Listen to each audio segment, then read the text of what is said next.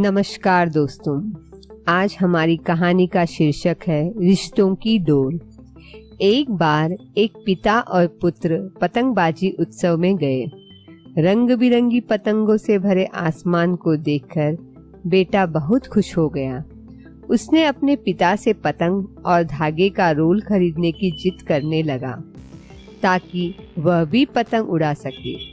तभी उसके पिताजी ने अपने बेटे के लिए पतंग और धागे का रोल खरीदा। अब बेटा पतंग उड़ाने लगा।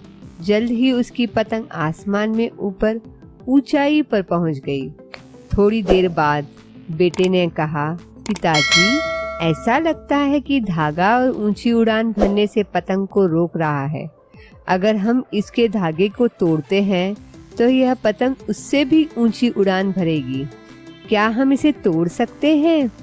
तो पिता ने पतंग की डोर को काट दिया।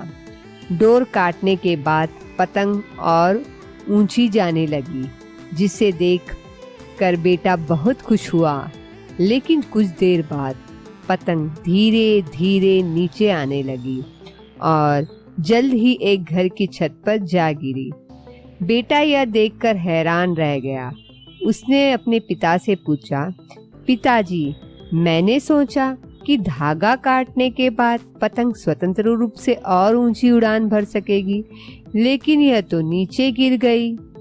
तब पिता ने समझाया, बेटा, धागा पतंग को ऊंचा जाने से रोक नहीं रहा है, बल्कि जब हवा धीमी हो जाती है तो धागा पतंग संभालने में मदद करता है, जिससे पतंग धागे के समर्थन से ऊपर उड़ती रहती है।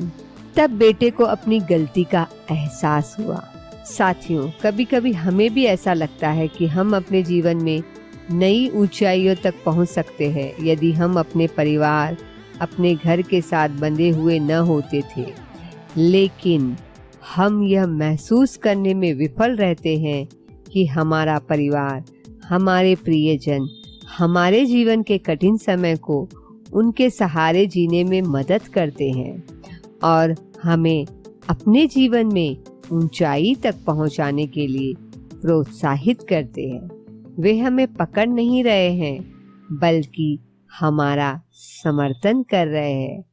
अंत में मैं यही कहना चाहती हूँ कि हम भी अपने परिवार से जुड़े रहें और आगे बढ़ते रहें।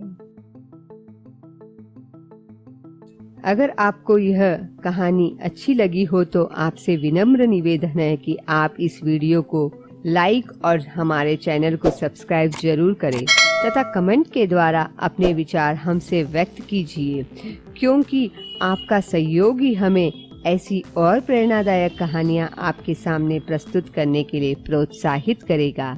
जय भारत।